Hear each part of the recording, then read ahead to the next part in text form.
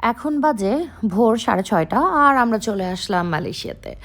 So মালয়েশিয়াতে আজকের দিনটা আমাদের কিভাবে গেল এটাই হচ্ছে থাকছে আজকের ভ্লগে। ওয়েলকাম টু মালয়েশিয়ার সিরিজ 2। সো এখন বাজে 6:30 যেহেতু আমরা ল্যান্ড করে ফেলেছি অ্যান্ড আমাদেরকে একটা এয়ারপোর্ট থেকে আরেকটা এয়ারপোর্টে যেতে হবে। সো ওদের বাস সিস্টেম আছে, আমরা উঠে গিয়েছি। সো এই এয়ারপোর্টে এসে আমাদের এখানে ইমিগ্রেশন শেষ করতে হবে, আর ইমিগ্রেশনের এখানে বরাবরের মতোই লাইন অনেক লম্বা। তো আমরা চেষ্টা করছিলাম যে খুব তাড়াতাড়ি ইমিগ্রেশনটা শেষ করতে, আর আলহামদুলিল্লাহ আমাদের ইমিগ্রেশন খুব ভালোভাবে হয়েছে, তেমন কোনো মানে কোয়েশ্চেন করেই নাই, আমাকে তো কোনো কোয়েশ্চেনই করে নাই। সো এইখানে হচ্ছে আমার ভাগ্নি আমাদের জন্য হচ্ছে গ্র্যাব করে দিয়েছিল, কারণ আমরা তখনও সিম কিনি নাই। ও বলেছিল যে তুমি আমাদের এখানে এসে সিম নিও। তো এই তো আমরা এখন চলে যাচ্ছি মালয়েশিয়ার মানে শহরের দিকে। আর মালয়েশিয়া পৌঁছানোর সাথে সাথেই যেটা হলো সেটা হচ্ছে বৃষ্টি আমাদেরকে খুব সুন্দরভাবে ওয়েলকাম করেছে। মানে আমি তো এটা শুনে গিয়েছিলাম, যেহেতু এটা আমাদের ফার্স্ট টাইম ওখানে, তো আমি জানতাম যে এখানে মোটামুটি প্রায় প্রতিদিনই একবেলা করে অন্তত একটু হলেও বৃষ্টি হবে। সো এই তো আমরা আস্তে আস্তে শহরের দিকে এগিয়ে যাচ্ছি, আর এখন বাজে হচ্ছে সকাল কয়টা 7:30 8টা এরকম আর কি। আমরা যেহেতু আস্তে আস্তে শহরের দিকে আগাচ্ছি, আর আমাদের মানে ড্রাইভার আমাদের বলছিল যে এখন যেই সময়টা তোমরা পৌঁছেছো এই সময়টাতে কিন্তু প্রচুর জ্যাম থাকে।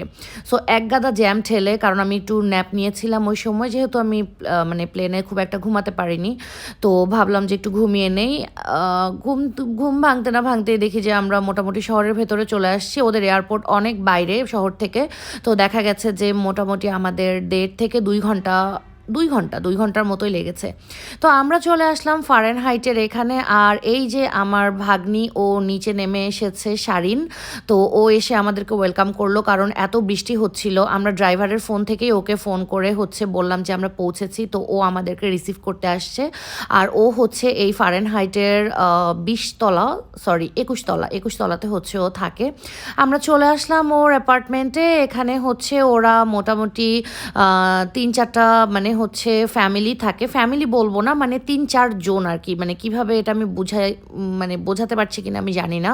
লাইক এক একটা রুমে ওরা এক একজন থাকে, আর মোটামুটি সবাই সব কিছু শেয়ার করে। 2টা ওয়াশরুম আছে, আর কিচেনটা হচ্ছে ওদের, এটা হচ্ছে ওপেন টাইপের। এই পোর্শনে ওদের রান্না বান্না হয়, যেহেতু ওরা খুব একটা কেউ রান্না করে না, তো দেখা গেছে যে হচ্ছে এটা ওদের শেয়ার করতে হয়। তো এরপরে আমরা মোটামুটি খুব ভালো একটা ঘুম দিয়েছি। এখন বাজে প্রায় 6:30। তো দেখেন 6:30 বাজলেও কি হবে, আমরা কিচ্ছু খাই নাই, কারণ আমাদের একদমই ক্ষুধা ছিল না। আমাদের জাস্ট মন চাচ্ছিল যে আমরা একটু ঘুমাই। সো ওখানে ও আমাদের একটা বাঙালি রেস্টুরেন্টে নিয়ে গেল। রেস্টুরেন্টে যাওয়ার পরে তো আমি খাবার দেখে আমার তো একদম মনে করেন যে আরও ক্ষুধা বেড়ে গিয়েছে, কারণ এত মজার মজার খাবার ছিল। আর আমরা যে কয়দিন মালয়েশিয়াতে ছিলাম আমরা কিন্তু এখানেই খাবার কন্টিনিউ করেছি।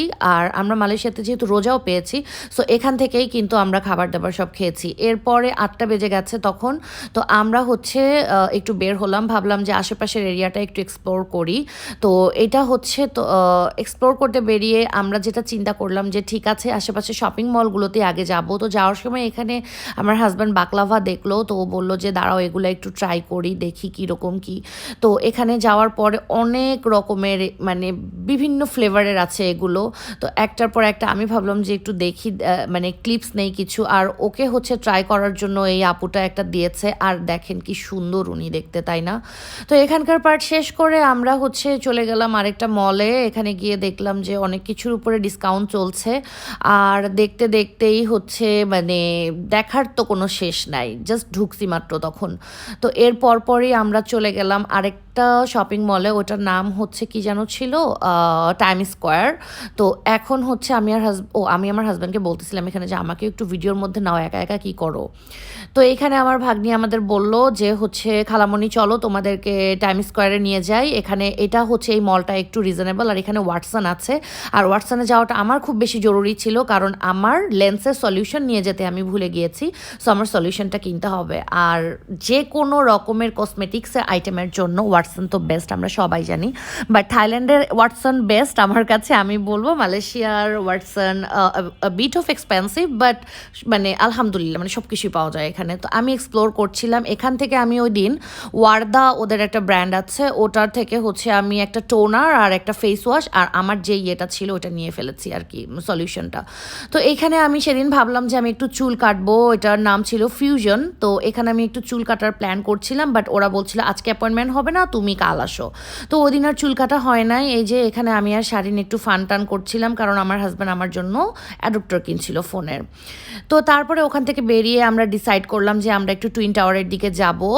আর এর মধ্যেই যেহেতু ওখানে স্টেশনের নিচেই ওখানে ওদের এভাবেই প্রতিদিন ওরা হচ্ছে স্ট্রিটের মধ্যে দেখা গেছে যে গান টান হয়, প্রচুর মানুষজন শুনে টিপস দিয়ে যায়। তো আমাদের এখানে সময় ছিল না, কারণ আমাদের ইচ্ছা ছিল যে আমরা একটু টুইন টাওয়ারের দিকটায় যাব, ওটা একটু এক্সপ্লোর করব।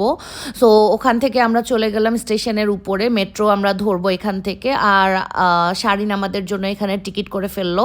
টিকিট করার পরপরই এই যে ট্রেন চলে আসছে, এগুলো কাইন্ড অফ মনো রেল আর কি। সো এখানে হচ্ছে আমরা উঠে গেলাম। আর এখান থেকে হচ্ছে আমরা যাব টুইন টাওয়ারের ওখানে নেমে আবার কিছুটা হাঁটতে হবে, মানে যেখানেই আপনি যান না কেন মেট্রো নেওয়ার পরপর কিন্তু হচ্ছে আপনাকে কিছুটা হেঁটে যেতে হবে, আবার নেমে কিছুটা হাঁটতে হবে। সো এই তো টুইন টাওয়ারের দেখা পেলাম ফাইনালি। আর এটা হচ্ছে আমাদের ওই ফারেনহাইট থেকেও দেখা যায়, বাট এরকমভাবে দেখা যায় না। আর এখানে হচ্ছে আমরা যেহেতু নেমে একটু হাঁটছি, এখানে হচ্ছে একটা টাওয়ার এই পাশ থেকে দেখা যায়, আরেকটা টাওয়ার ওই পাশে। সো আমি এই ভিউটা পেয়েছিলাম।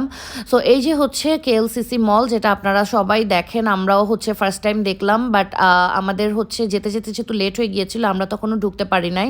তো টুইন টাওয়ারের পার্ট শেষ করে আমার হাজব্যান্ড বলল যে কিছু কেনাকাটা করে নেই বাসার জন্য, ফ্রুটস অ্যান্ড হচ্ছে মানে ড্রাই কিছু ফুড।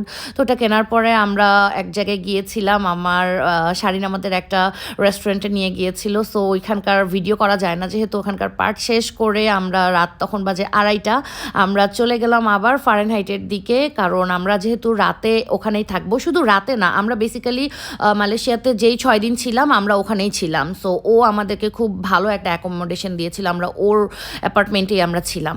তো এই তো এখানে হচ্ছে প্যাভিলিয়ন থেকে শুরু করে অনেক বড় বড় মল আছে। আর এটা হচ্ছে মালয়েশিয়ার একদম সেন্টার পয়েন্ট আমরা যেখানে ছিলাম।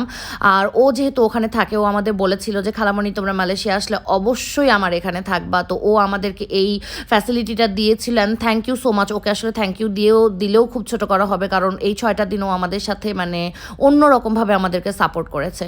সো এইভাবে আমাদের ফার্স্ট ডে চলে গেল। And thanks for watching, tata.